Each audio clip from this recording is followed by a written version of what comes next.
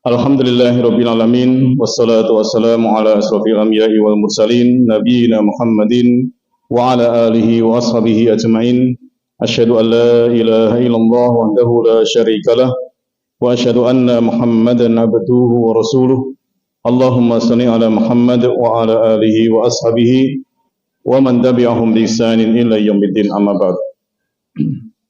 Alhamdulillah, Bapak, Ibu-ibu, jamaah pengawasan malam Jumat yang tansah dirahmati Allah Subhanahu wa taala.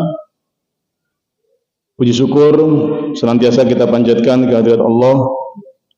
Pada malam hari ini kembali kita diberikan nikmat oleh Allah Subhanahu wa taala bisa berkumpul di masjid, di rumahnya Allah Subhanahu wa taala untuk sama-sama belajar tentang agama kita. Dengan segenap kemampuan kita, mudah-mudahan apa yang kita lakukan, kita kerahkan, baik itu tenaga kita, waktu kita, diberi pahala yang berlipat oleh Allah Subhanahu wa taala. Amin. Salawat dan salam semoga senantiasa Allah curahkan kepada junjungan kita, teladan kita, Nabi Allah Muhammad sallallahu alaihi wasallam. Bapak Ibu yang dirahmati Allah Subhanahu wa taala, alhamdulillah pada waktu yang lalu kita telah belajar tentang keimanan, bahwa iman itu bisa bertambah, bisa berkurang. Dan setiap saat kita diingatkan oleh para khotib, para mubalik, marilah kita tingkatkan iman dan takwa kita. Iman bisa bertambah dengan apa? Bisa meningkat dengan apa? Saya ngemutan, Bu. Al-imanu yazidu wa yanqusu. Yazidu fit ta'ati wa yanqusu fil maksiyati. Iman itu bisa tambah, bisa meningkat, bisa berkurang.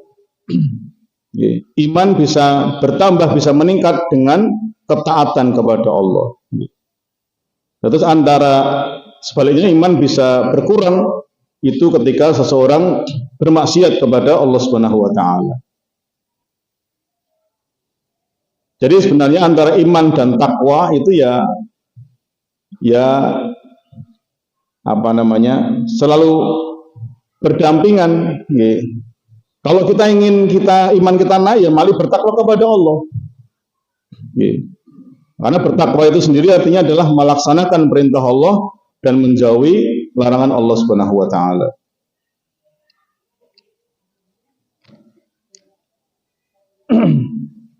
Setiap saat pula kita diingatkan oleh MC pembawa acara, biasanya kalau pas mau bubaran itu, fastabiqul khairat. Mari berlomba-lomba dalam kebaikan, ketaatan kepada Allah. Ya, karena itu pada awal pengajian ini pula saya mengajak pada kita semua, termasuk diri saya, fastabiqul khairat, mari berlomba-lomba dalam kebaikan. Artinya apa, Bapak Ibu sekalian? Mari ilmu pengetahuan tentang agama ini yang sedikit-sedikit sudah diberikan pada kita sekalian, sudah dijelaskan, sudah kita pahami, mari kita amalkan,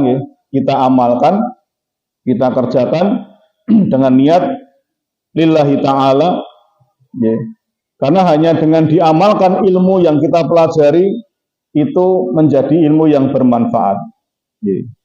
Ilmu tidak hanya cukup dalam hafalan saja, tidak hanya cukup dengan hanya untuk dibicarakan, tapi untuk diamalkan. Sekedhik monggo pemahaman apa tentang iman, tentang iman kepada Allah itu bagaimana, iman kepada Nabi itu bagaimana, pemahaman tentang sunnah Nabi Sallallahu Alaihi Wasallam, walaupun terlihat remeh, terlihat kecil, Maka ketika kita kerjakan, maka inilah yang akan bisa menambah iman kita, akan bisa meningkatkan iman kita. Karena iman itu bisa bertambah dengan ketaatan kepada Allah dan kepada Rasulullah Sallallahu Alaihi Wasallam. Ya, semoga kita diberikan kemudahan dan taufik oleh Allah Subhanahu Wa Taala. Amin. Bapak Ibu yang dirahmati Allah Subhanahu Wa Taala, baik, kita sekarang masuk pada bab berikutnya dari kitab ini, yaitu kitab Aqidah Shahihah yang ditulis oleh Syekh Abdul Aziz bin Abdullah bin Baz rahimahullah taala, yaitu bab ke-8 tentang janji dan ancaman. Ya. Di dalam bab ini terbagi menjadi 2 pasal. Pasal pertama tentang para pelaku dosa-dosa besar. Nanti itu bagaimana itu maksudnya? Orang yang beriman tapi melakukan dosa-dosa besar itu nanti nasibnya bagaimana? Ya. Kemudian pasal yang kedua nanti berkaitan dengan keluarnya orang mukmin yang bermaksiat dari neraka. Ya. Kenapa ini dibahas? Kenapa ini dibahas oleh para ulama? Karena ya ada beberapa penyimpangan. Ya. Ada sebagian kaum muslimin yang meyakini terlalu berlebihan. Ya. Meyakini terlalu berlebihan terhadap orang mukmin, orang Islam yang masih melakukan perbuatan dosa. Bahkan itu termasuk dosa-dosa besar. Ya.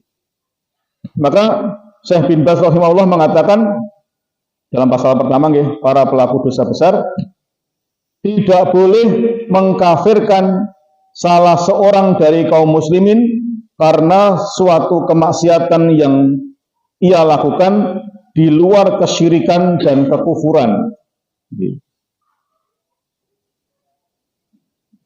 Saya ulangi, tidak boleh mengkafirkan salah seorang dari kaum muslimin karena satu kemaksiatan yang dia lakukan selain dari kesyirikan dan kekufuran.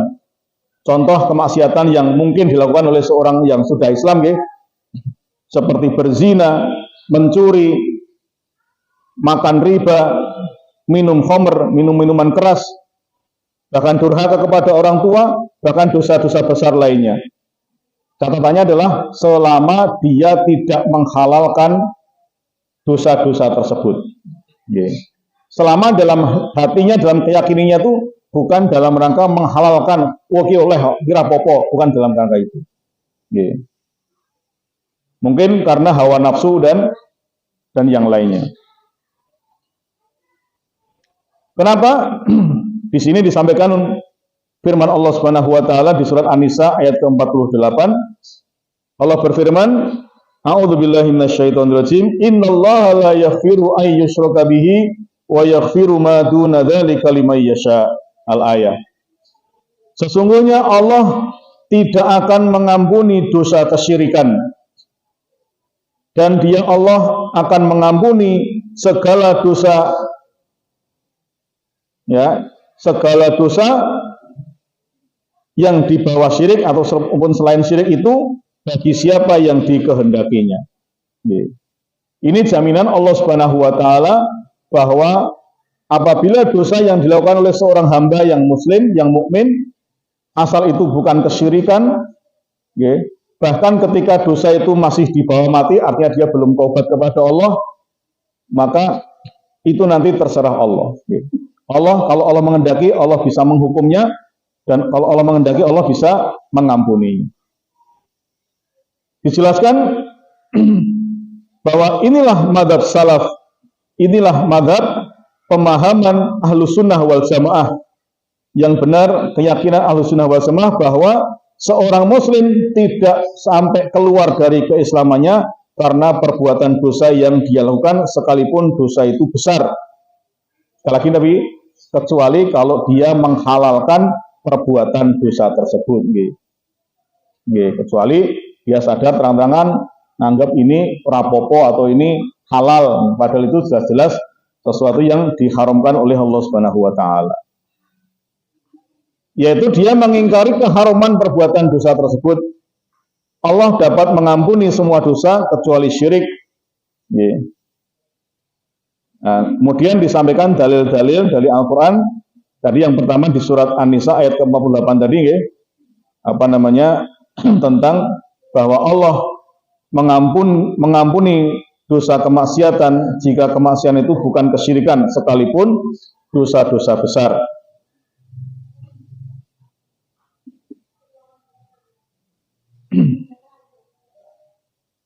Kemudian yang lainnya di surat Al-Hujurat ayat 9 sampai 10 ini tentang dua kelompok orang Islam, dua kelompok orang mukmin yang bertikai, bahkan sampai berperang, ya. Bahkan mungkin sampai bunuh-bunuhan. Dan di dalam ayat ini Allah Subhanahu mengatakan wa in ta'ifatani minal mu'minina qatatalu fa aslihu bainahuma. Dan apabila ada dua kelompok dari orang-orang beriman berperang, namanya berperang kan belum sampai bunuh-bunuhan, oke? Nah, membunuh orang mukmin itu kan ya dosanya besar sekali, toh. Okay. Tapi di sini Allah Subhanahu wa taala masih mengistilahkan mereka orang-orang beriman. Maka apabila ada dua kelompok orang beriman itu berperang, maka damaikanlah di antara keduanya. Fa aslihu bainahuma. Fa in baghat ihdahuma 'alal ukhra faqatilul lati tabghi hatta tafi'a ila amrillah. Jika salah satu dari keduanya itu berbuat aniaya terhadap golongan yang lain, maka perangilah golongan yang berbuat aniaya itu sehingga golongan itu kembali kepada perintah Allah. Okay. Fa in fa'at faslihu bainahuma bil adli wa aqsitu. Jika golongan itu telah kembali kepada perintah Allah, maka damaikanlah di antara keduanya. Dan seterusnya. Kemudian Allah menutup dengan ayat yang ke-10, innamal mu'minuna